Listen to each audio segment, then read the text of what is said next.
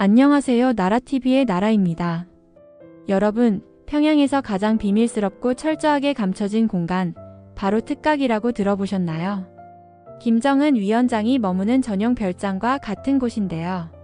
그곳에서 일하는 사람들은 보위부의 철저한 감시 아래 한 끼 식사에도 생사를 걸어야 했다고 합니다. 뿐만 아니라 오늘 사연자님께서는 김정은의 총애를 받았던 최측근이기도 한데요. 지금껏 공개되지 않았던 김정은의 수치스러운 사생활을 폭로하고자 오늘 사연을 보내주셨다고 합니다. 오늘 소개할 사연은 김정은의 전담 요리사로 일하다 탈북한 정철민 씨의 증언입니다. 지금부터 그의 충격적인 고백을 함께 들어보시죠. 안녕하세요. 저는 정철민이라고 합니다. 올해로 42이고 북한에서는 특강 요리사로 일했었습니다. 저는 평양 조리전문학교를 수석으로 졸업하고 곧장 당 중앙에서 운영하는 간부식당에 배치되었죠. 북에서는 김정은 일가의 요리를 한다는 것 자체가 최고의 명예가 아닐 수가 없었죠. 제가 이렇게 요식계의 최상급 거물이 될 수 있었던 이유는 제 어린 시절 이야기를 빼놓을 수 없습니다. 저는 어려서부터 후각 미각에 있어서는 그 누구에게도 뒤지지 않을 만큼 뛰어났어요. 하지만 이런 저의 특기는 북에서 정말 재앙이나 다름없었어요. 저희 집안은 대대로 증조할아버지 때부터 백두혈통의 정신을 물려받아 빨강이 짓을 했던지라 북에서는 그나마 한국에서 말하는 금수저 집안이었습니다.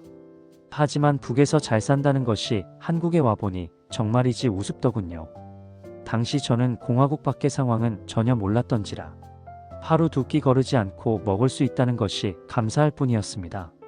저는 워낙에 식탐이 많았는데 아마 한국에서 태어났다면 정말 먹다가 병원에 실려갔을 겁니다.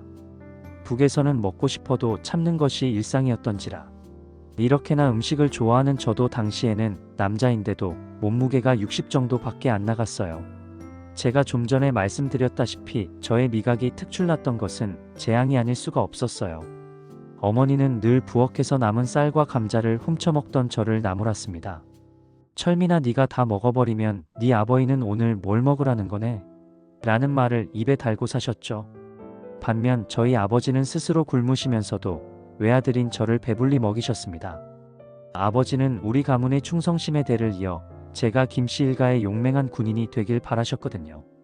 불행히도 저는 운동이나 싸움에는 정말이지 소질이 없었습니다. 군인이 되기에는 너무 소심하기도 했고요. 그럼에도 불구하고 아버지는 저를 군부대에 보내기 위해 온갖 인맥을 동원해서 어린 저를 데리고 한 육군부대 훈련장에 데리고 갔었습니다. 그날은 저의 인생을 바꿔놓은 계기였기도 합니다. 그날 저는 원치 않은 훈련장에 왔어도 그곳에서 소위 말하는 취사병 동지를 만날 수 있었어요. 군인이 되더라도 내가 원하는 것을 할 수 있다는 것을 알게 된 것이죠. 하지만 그곳의 배식 환경은 열약하기 그지없었습니다. 병사들 수에는 택도 없을 양의 쌀과 배고픔을 달래기 위한 장롱나물 같은 풀떼기뿐이었어요. 그 취사병 동무는 굶는 날도 있지만 이렇게라도 먹으며 훈련 중에 운이 좋아 고기라도 사냥해 온 날은 그나마 진수성찬이라고 말했어요. 아니면 고위 간부가 방문하는 날에는 보여주기식으로라도 차리는데 그런 날은 흔치 않죠. 아무튼 저는 그날을 계기로 저의 재능을 살려 최상급 요리사가 되기 위해 최선을 다했습니다. 저희 집안이 혈통과 출신이 좋아서 저는 무난하게 엘리트 코스를 밟을 수 있었어요. 그날 후로 저는 매일 저의 식사를 한 끼 거르더라도 집안의 식자재를 빼돌려 제가 할 수 있는 요리 공부했습니다. 아버지도 저의 이런 노력이 대견했는지 어느 날인가부터 저의 꿈을 응원해 주셨죠. 뿐만 아니라 최선을 다해 저를 밀어주셨습니다.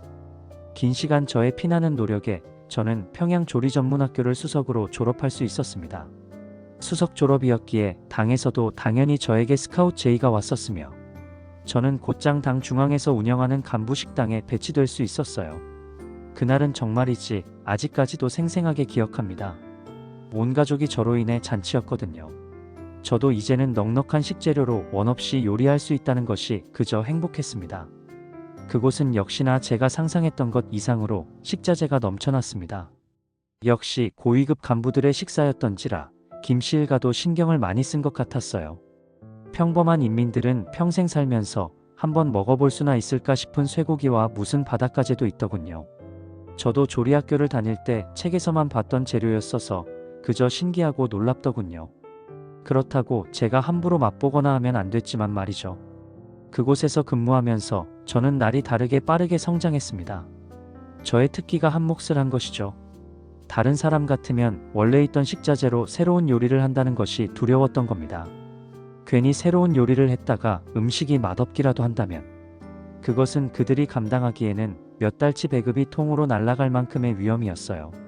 저의 요리는 순식간에 입소문을 타서 정말 높으신 간부들이 궁금해서 찾아오기도 했습니다. 그러더니 자연스럽게 저는 그곳에서 최연소로 또 최단 기간을 거쳐 승급하게 되는 영광이 찾아왔죠. 정말 대단하시네요. 저도 철민 씨의 요리가 정말 궁금해져요. 그럼 그 후에 철민 씨의 인생이 더 행복해졌을 텐데 도대체 무슨 일이 있으셨길래 이렇게 탈북을 하게 되신 건가요? 제 이야기는 이제 시작입니다. 그날이 저에게는 영광인 줄 알았지만 재앙이었던 거죠.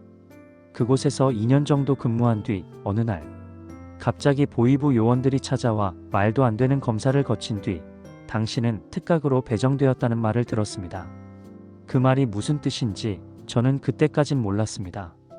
특각으로 이동된 그날부터 저는 가족과 연락이 완전히 끊겼고 새벽 5시의 기상에 밤 11시까지 주방에서 대기해야 했습니다. 며칠이고 요리를 안 하고 기다리기만 한 날도 있었죠. 그렇게 기다리기만 한 날은 제대로 식사도 못하고 있어야 했습니다.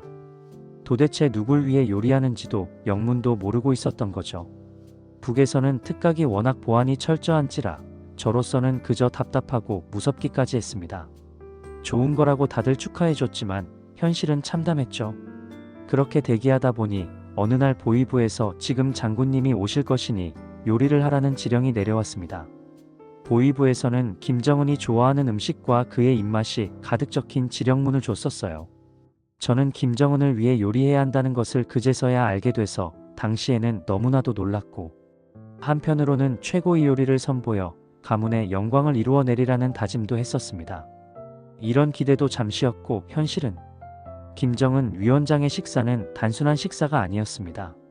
의전이자 정치였고 그의 기분을 맞추지 못하면 요리사 한 명쯤은 사라지는 일도 다반사였습니다. 한 번은 이탈리아산 트러플이 늦게 도착해 김정은이 식탁에서 분노한 적이 있었습니다. 그 자리에서 담당 보위부장이 바로 끌려나갔고 다음 날부터는 그의 얼굴을 다시 볼 수 없었죠. 저도 그날 밤 칼을 갈면서 손이 떨렸습니다. 내가 다음일 수도 있겠다는 생각에요. 가장 끔찍했던 건 미식 취향이라 부르던 장군님의 변덕이었습니다. 하루는 프랑스식 푸아그라를 만들어 올리자 간 냄새가 난다며 내던졌고 다른 날은 랍스터를 볶았는데 기름 냄새가 거슬린다며 음식 그릇째로 제 앞에 던졌습니다. 맞은 건 그릇이 아니라 제 자존심이었습니다. 그보다 더 충격적이었던 건 김정은이 그날 먹고 싶은 요리를 지시하면 살아있는 동물이라도 그 자리에서 조달하라는 명령이 떨어지는 점이었습니다. 예를 들어 지금 일본산 성게가 먹고 싶다고 말하면 단 24시간 안에 공급하지 못하면 요리 책임자와 외무성 연락 담당이 함께 처벌받는 시기였습니다. 심지어 오늘은 생쥐간으로 수프를 만들어 보라는 요구도 있었습니다. 장난인 줄 알았는데 진심이었습니다. 우리는 중국산 생쥐를 몰래 들여와 간을 추출하고 그걸 정제된 고깃집에 섞어 만들었습니다. 그는 만족했고 앞으로도 이런 실험적인 음식이 좋다며 웃었습니다. 저는 속으로 울었습니다. 그렇게 6년을 일한 거죠. 제 인생의 가장 긴 6년이었습니다. 저는 6년 동안 저의 가족들의 소식을 알 수 없었으며 평생 이렇게 그의 변덕스러운 음식 취향을 맞추다가 어느 날 영문도 모르고 사라질 수 있다고 생각하니 하루하루 버티는 것이 저에게는 공포 그 자체였습니다. 탈북을 결심한 계기는 단순했습니다. 어느 날 같이 일하던 동료 요리사가 다급하게 와서는 오늘은 장군님이 특별 지령한 요리를 해야 한다며 웬 처음 보는 어린 처자를 데리고 왔던 겁니다. 저는 어떤 요리인지 물었고 그 자리에서 당혹감과 음식과 요리에 대한 저의 모든 자긍심을 짓밟히는 느낌을 받았습니다. 김정은이 지시한 내용은 그 처자의 몸 위에 일본식 스시요리 올려야 하는 것이었죠. 음식을 너무나도 신성하게 여기고 요리를 사랑했던 저로서는 저의 요리가 단순히 그의 장난이자 사리사욕을 채우는 용도였던 것이 너무나도 자존심이 상하고 무너지는 기분이었습니다. 살면서 여성의 신체를 제대로 봐본 적도 없이 이곳에 들어와 일만 했던 저로서는 당시 상황이 너무 수치스러웠습니다. 그럼에도 불구하고 당장 장군님의 지시를 거절할 수는 없었던지라 동무와 함께 그 지시를 따랐습니다.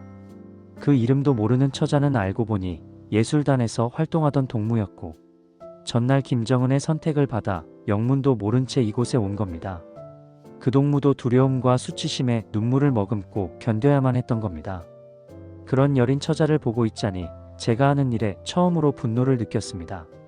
그날 저녁 그렇게 처자는 김정은에게 농락당하는 것을 저는 큰 식탁에 알몸으로 누워있는 동무의 눈을 애써 마주치지 않으며 저의 일을 묵묵히 해야만 했습니다.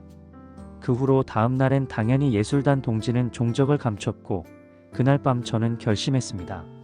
이곳에 더 머물렀다가는 나도 언제 죽을지 모른다. 그게 제가 목숨을 걸고 국경을 넘은 이유입니다. 인간적이지 않은 행위를 하며 도저히 저도 같은 인간으로서 감당할 수 없었습니다. 이제 저는 남한에서 작은 식당을 운영하며 살아가고 있습니다. 매일 손님 한 분 한 분의 입맛을 소중히 여깁니다. 한국에 와서는 정말이지 천국이 따로 없었습니다. 탈북 과정에서 극심한 공포와 스트레스로 미각을 잠시 잃었지만 한국에서 처음 먹어본 음식에 저는 그간의 서름을 토해내듯 눈물을 흘렸습니다. 동시에 저의 잃어버렸던 미각을 되찾았죠. 그 음식은 한국에서는 너무 별거산인 음식인데 된장찌개였습니다. 아직도 그 가게의 주인 아주머니가 해주신 된장찌개를 잊지를 못합니다. 그 후에 저도 비슷하게나마 맛을 흉내내기 위해 마트에서 사온 된장, 두부, 마늘 어색하게 냄비에 물 붓고 끓이고 조심스레 간을 봤어요. 그 맛이 어땠냐고요? 눈물 맛이었어요. 그렇게 짜고도 따뜻한 국물은 처음이었어요. 소금을 이렇게 마음껏 넣어본 게 처음이었거든요. 북에서는 소금도 너무 귀하니 저도 모르게 제 맘껏 넣다 보니 국은 엄청 짰어요. 그래도 저는 최고의 해방감을 느낄 수 있었습니다. 아, 이제는 내가 만든 음식을 내가 먹을 수 있구나. 그게 나에겐 해방이었죠. 식당을 열기 전엔 여러 데서 일도 했어요. 주방 보조, 설거지, 김치 담그는 일. 그때 손님들이 처음으로 내 요리에 잘 먹었습니다 라고 말해줬어요. 그 한마디가 북한에서 10년 버틴 것보다 더 큰 힘이었어요. 앞으로도 제가 사랑하는 요리를 하며 살아가고 싶어요. 이제는 악마를 위한 요리가 아닌 모두를 위한 요리를 하게 됐고 무엇보다 저를 위한 요리를 하게 됐어요. 언젠가는 저희 부모님도 남한으로 오시게 된다면 제 요리를 마음껏 해드리는 게 저의 더할 나위 없는 소원입니다. 그리고 언젠가는 북한의 모든 사람들이 배고픔이 아닌 존엄한 식사로 하루를 시작할 수 있기를 간절히 바랍니다. 제 이야기를 들어주셔서 정말 감사합니다. 정철민 씨의 용기 있는 고백이네요. 여러분, 어떻게 들으셨나요? 오늘의 이야기를 통해 북한의 숨겨진 진실을 더 많은 이들이 알게 되길 바랍니다. 구독과 좋아요 잊지 마시고요. 앞으로도 계속 진실을 전하겠습니다. 감사합니다.